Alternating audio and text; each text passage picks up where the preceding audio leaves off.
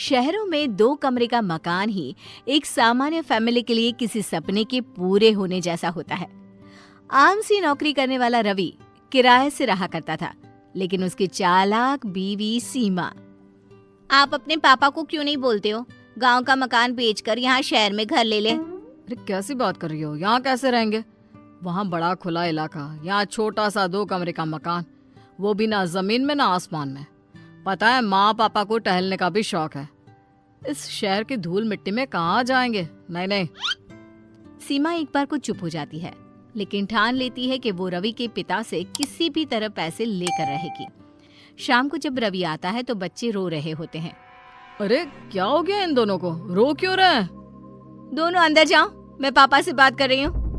दोनों अंदर चले जाते हैं। अब बताओ क्या हुआ? क्यों मारा है बच्चों को? अरे मैं क्यों मारूंगी? पागल नहीं हूँ मैं। वो क्या है ना, सोसाइटी में नया रूल आया है।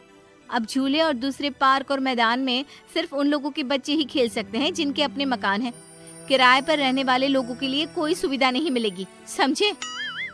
उफ, ये क्या? अब क्या करे रवि?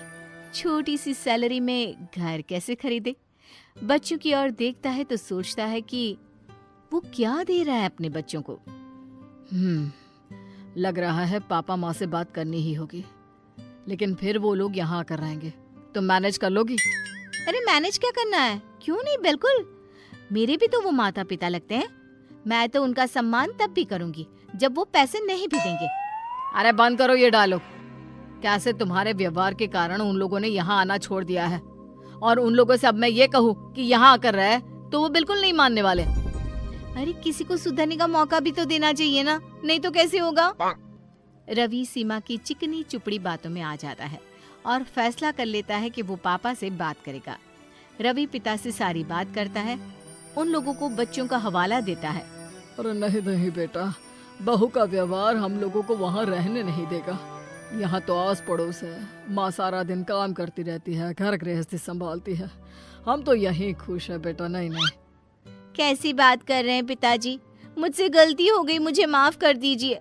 आप लोगों की सेवा का मौका मुझे भी मिलना चाहिए। देखिए ना, सभी के दादा दादी बच्चों के पास रहते हैं। मेरे बच्चों को भी तो दादा दादी का प्यार मिले। सर पर पल्ला रखकर सीमा की बात सुनकर वो बेचारे पिघल जाते हैं। अब क्या, घर बार सब बेचकर वो शहर आ जाते हैं। हम लोगों को कितना छोटा कमरा दिया है। अरे कोई बात नहीं, कमरा बड़ा होकर क्या करोगी? यहाँ बहू बच्चों के साथ हो, ये क्या कम है? वैसे भी पूरा घर है, जहाँ मर्जी घूमो। लेकिन जिन सपनों को आंखों में सजाए वो बेटे के घर आए थे, वो ज्यादा दिन नहीं टिकता, कुछ ही दिनों में।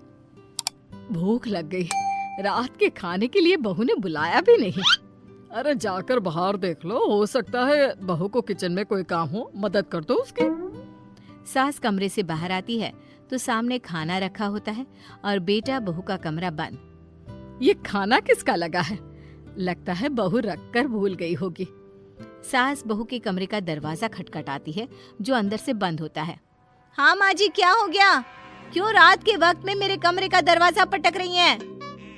बहू, वो रात का खाना सब साथ खाते हैं, लेकिन आज ना ही तूने हम लोगों को बाहर बुलाया, ना ही खुद खाया। और ये 2 थाली में खाना किसका लगा रखा है? आपका और पिताजी का। और किसका? हम लोग तो खाकर सो भी रहे हैं। आप लोगों का खाना लगा दिया था। अरे लेकिन खाना लगाकर बता भी तो देती। क्यों माँ जी, देख लिया ना, खा लीजिए अब। सास को लगता है जैसे जानवरों को खाना दिया जाता है, बहू वैसे ही हमें खाना दे रही है। लेकिन वो कुछ नहीं बोलती। कहती भी तो क्या कहती? क्या हो गया? क्या सोच रही हो? खाना गरम कर कर खा लेते हैं। तो सास को खाना होता तो बार बार बहू का मुंह देखती। फिर एक दिन ससुर टीवी वाले कमरे में बैठकर टीवी देख रहे होते हैं कि ये क्या है पापा जी, आप अपने कमरे में क्यों नहीं रहते हैं? यहाँ लोगों का आना जाना लगा रहता है। जब आप लोग साथ हैं तो लोगों ने आना जाना भी बंद कर दिया है कि सास ससुर बैठे रहते हैं सारा दिन। बहू, मेरी भी कुछ सहेलियां बनवा दे, सारा दिन घर में बैठे बैठे बोर हो जाती हूँ।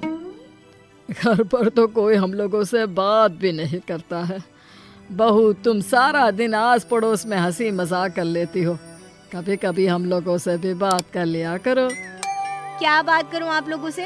हाँ, अरे ना हो तो गांव चले जाइए ना कुछ दिनों के लिए, मन लग जाएगा।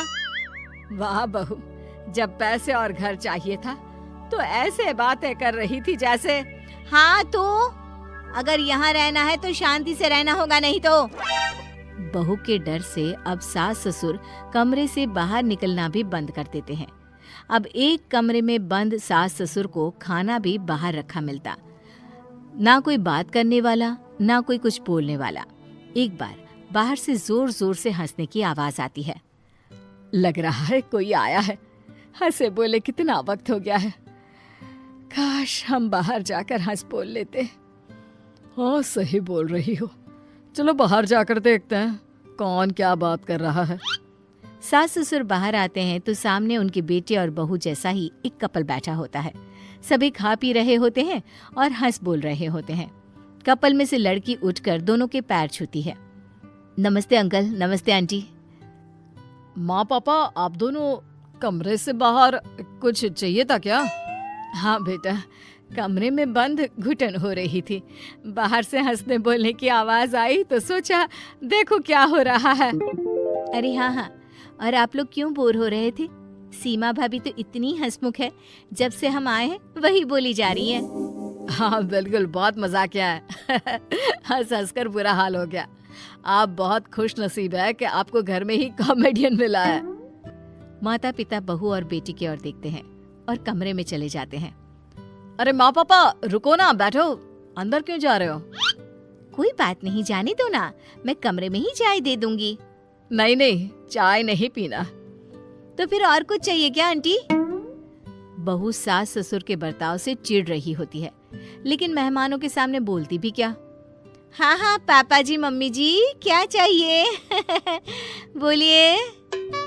बहू जरा हम लोगों के साथ भी हंस बोल लिया करो, कमरे में लाश की तरह पड़े रहते हैं। जमाने के लिए तो तू बहुत अच्छी है, फिर हम लोगों के साथ ही ऐसे क्यों? ये बोलकर सास ससुर कमरे में चले जाते हैं। भाभी, वैसे ये ठीक नहीं है, जो माता पिता को घर में लाश की तरह रखे और बाहर वालों के सामने अच्छा बने। खैर, आप लोगों के घर का मामला है, चलते हैं हम। सभी वहां से चले जाते हैं, लेकिन बेटा और बहू समझ चुके होते हैं कि अब उन्हें माता पिता के साथ कैसा व्यवहार करना है।